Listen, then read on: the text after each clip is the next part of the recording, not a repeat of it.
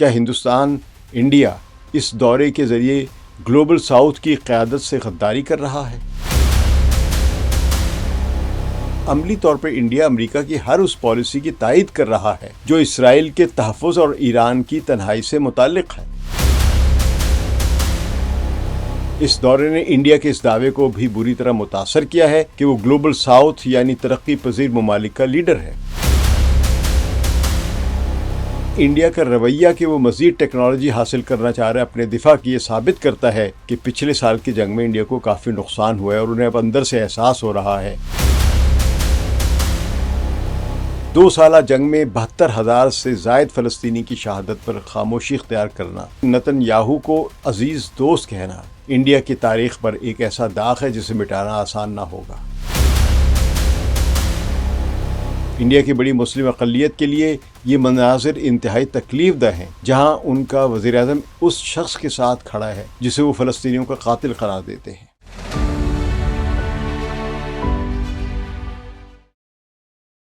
ثقلین امام کا سلام قبول کیجیے۔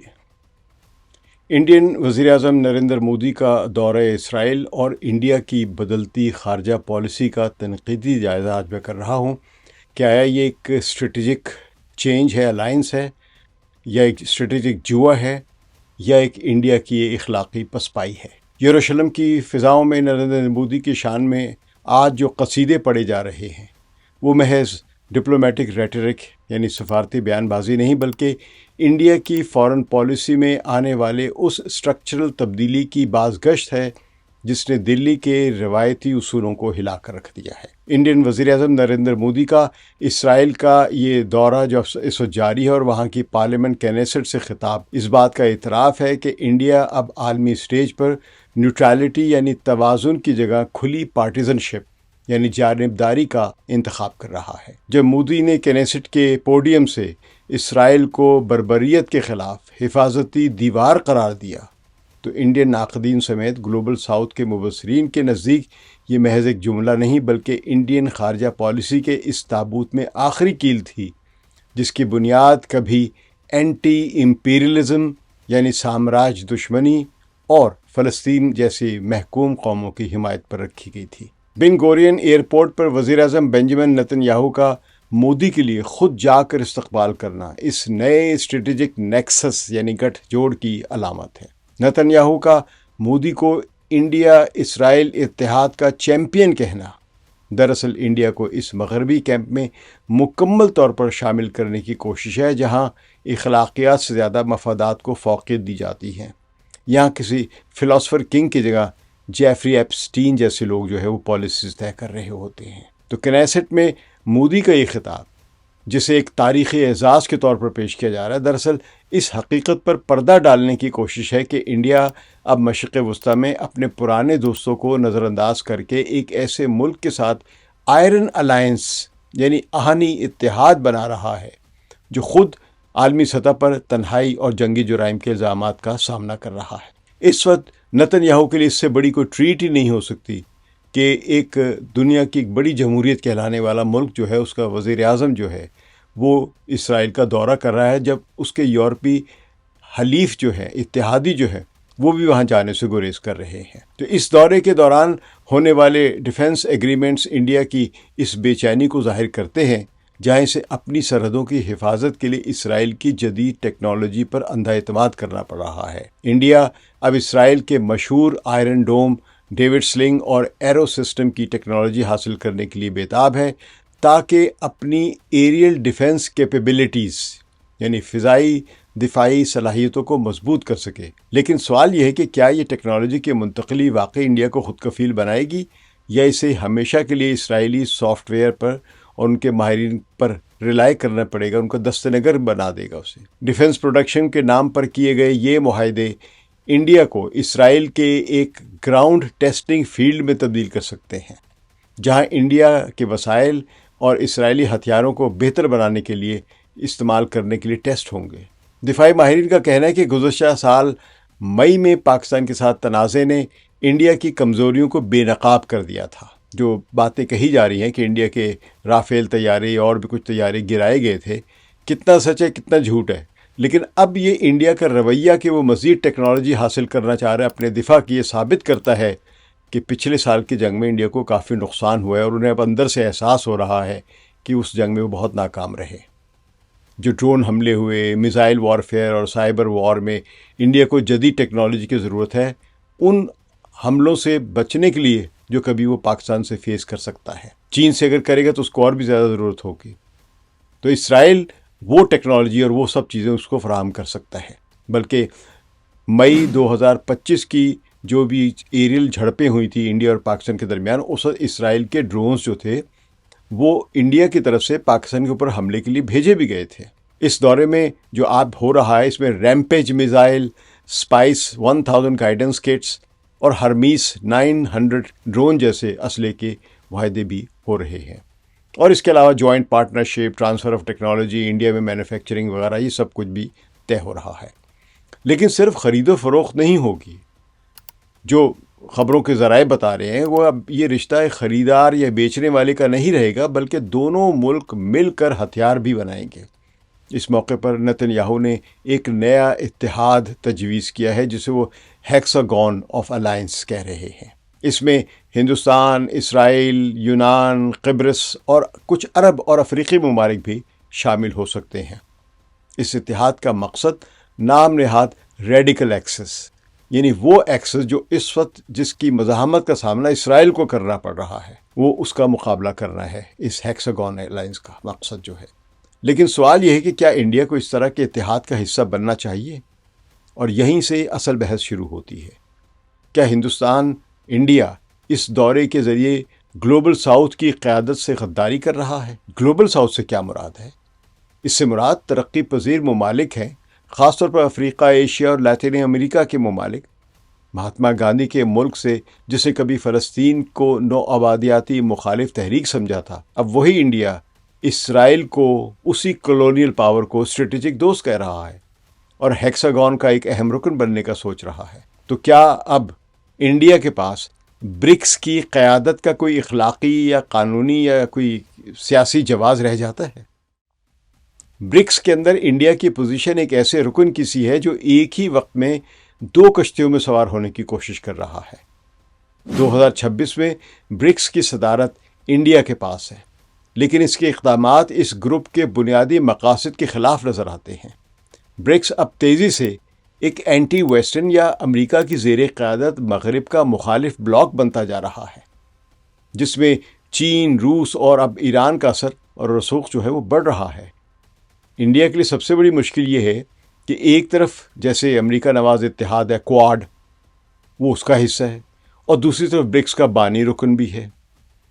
جنوری 2026 میں جب چین، روس اور چین نے بحری مشقیں کی تو انڈیا کی غیر حاضری نے برکس کے انٹرنل فرکشن کو واضح کیا ہے۔ ناقدین یہ سوال اٹھاتے ہیں کہ کیا انڈیا برکس کو اندر سے کمزور کرنے کا امریکی ایجنڈا پورا کر رہا ہے؟ امریکہ کے لیے سب سے بڑا مسئلہ ڈالر کی حفاظت ہے، اور ڈالر کی حفاظت وہ برکس کو کمزور کر کے کر سکتا ہے، اور شاید یہی انڈیا کرتا نظر آ رہا ہے۔ وزیر خارجہ جے شنکر کا نان ویسٹرن ہونے کا نظریہ اب اپنی کشش کھو رہا ہے، کیونکہ عملی طور پر انڈیا امریکہ کی ہر اس پالیسی کی تائید کر رہا ہے جو اسرائیل کے تحفظ اور ایران کی تنہائی سے متعلق ہے۔